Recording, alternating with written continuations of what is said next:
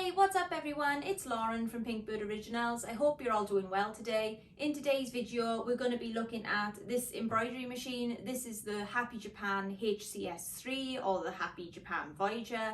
And in today's video, I'm going to be showing you how to thread up the machine from start to finish.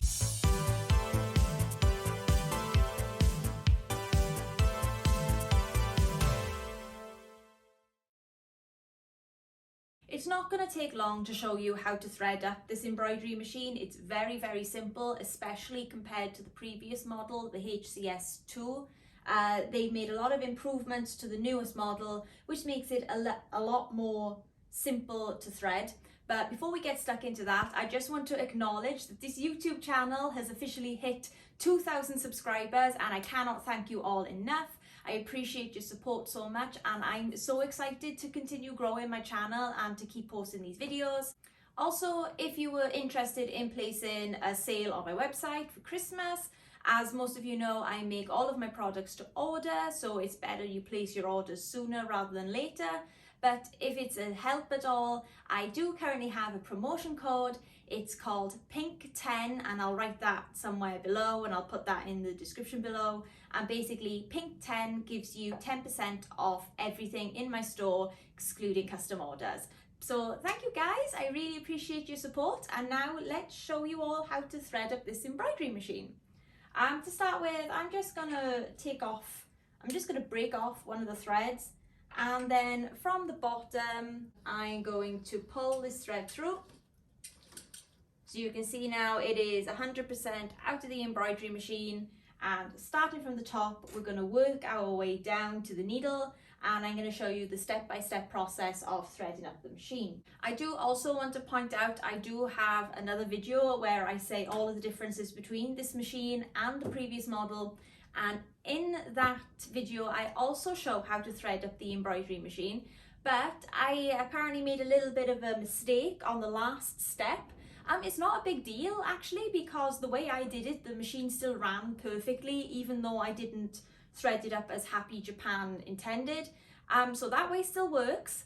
Wasn't completely wrong. I just wanted to do a video of how to do it properly. And this video will also be much quicker to watch than the previous video, which I think I rambled on for something like 15 minutes. So looking here at the top of the embroidery machine and the thread stand, you can see there are several little hoops along the top of the thread stand. These are thread guides. The thread guides are there to keep your individual embroidery threads separate and to prevent them from tangling up. We are going to be threading up needle 12 today, which only has a short distance between where the thread sits and the machine itself. So it only actually has one guide to loop through before it arrives at the upper rectifier, whereas that just fell straight back out. Whereas, for example, needle 7 has to go through 1, 2, 3 hoop guides before reaching the upper rectifier. But like I said, we're going to be focusing on needle 12 today. So the first thing you do is cut the edge of your thread so that you have a nice clean end and not this horrible scraggly bit. After the thread passes through the thread guide, you then need to thread it through the upper thread rectifier. You do this by first hooping the thread under the first arm, bringing it around so it slides under that little tension plate there. You then bring the thread over the second arm and hoop it underneath again.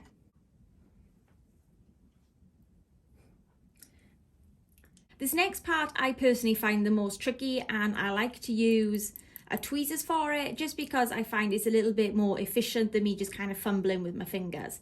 There are also numbers, there's 1 to 6 actually imprinted on the embroidery machine, which shows you the direction in which you're going to want to thread your thread. So first of all, I place the thread through that hoop at the top of the minor tension guide, and now this thread,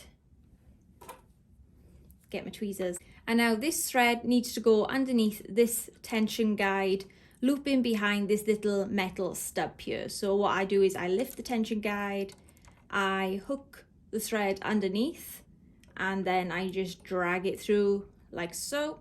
The thread is now caught around the minor tension guide.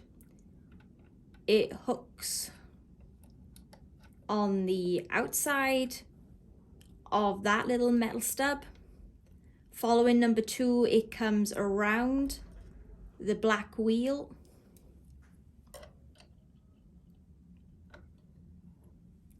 And then it comes around on the outside of this metal stub.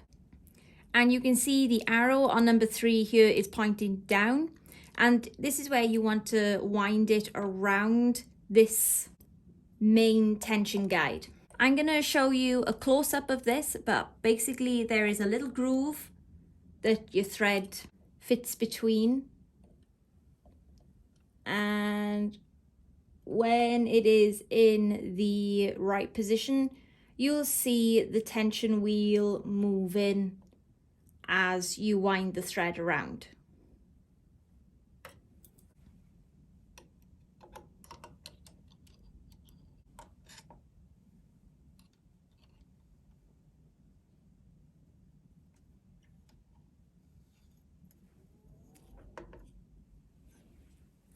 The thread then hooks inside this hook, number 5, and inside number 6, before then fitting underneath the lower rectifier. And if you've done this correctly, if you give the thread a pull, you can see the black wheel and the thread tension turning.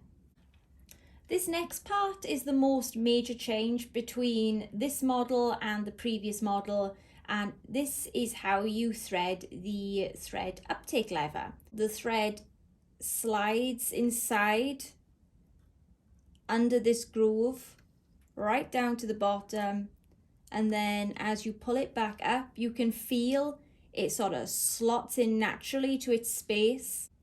You then thread the uptake lever, you bring the thread back down on this side. You will feel a little bit of tension in it now. You drop the thread through the pink hole and it just comes straight down. I like to drag my thread again. At this stage as well, I usually like to cut the thread again to have a nice clean end. And then you just thread the needle like so. Pull the thread through at the back and you can tuck it into this spring at the top here, ready for cutting when you're ready to start stitching out your designs.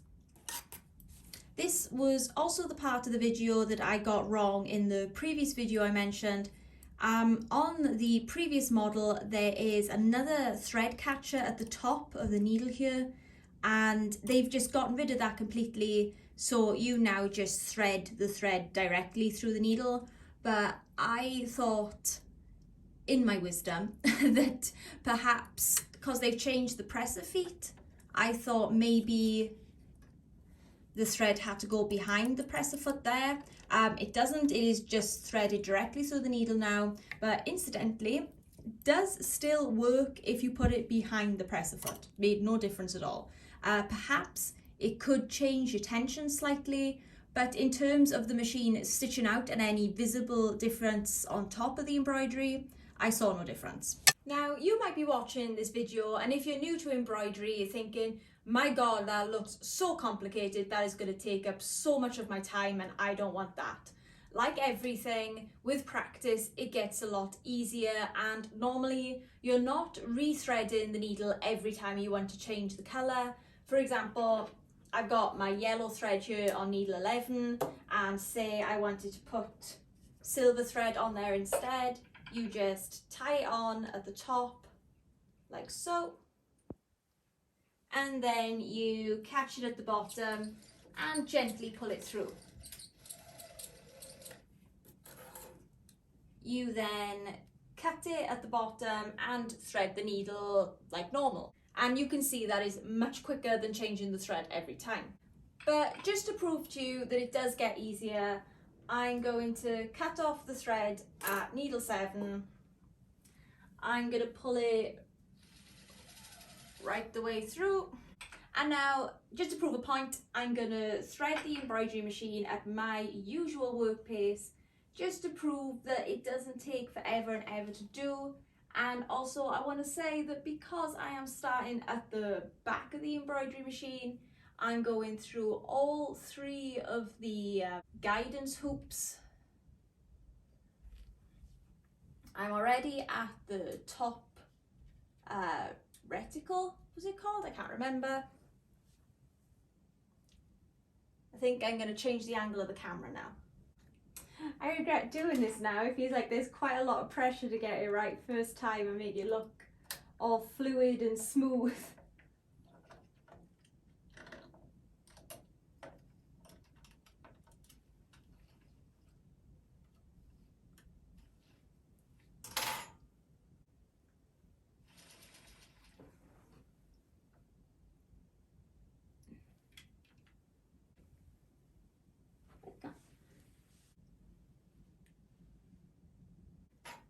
There, done. Anyway, that's it for this video on how to thread up the HCS3. In other news, this machine is actually going back now. Unfortunately, she was just a loan to me from Midwest Machinery, who are the main distributor of Happy Japan machines in the UK. They are replacing her with something more exciting, but to be honest, I'm going to be very sad to see this embroidery machine go. She's worked very well and she's a great little compact embroidery machine, but onto bigger and better things, I guess. So if you're interested in seeing my next embroidery machine, which I'm going to review, please consider subscribing to my channel. I hope you found this video helpful in some way, and if you'd like to see more of my content, my Instagram is pink_bird_originals. The link is in the description below. Once again, thank you everybody for 2,000 subscribers. I'm literally over the moon. Best Christmas present ever. Bye guys, see you next time.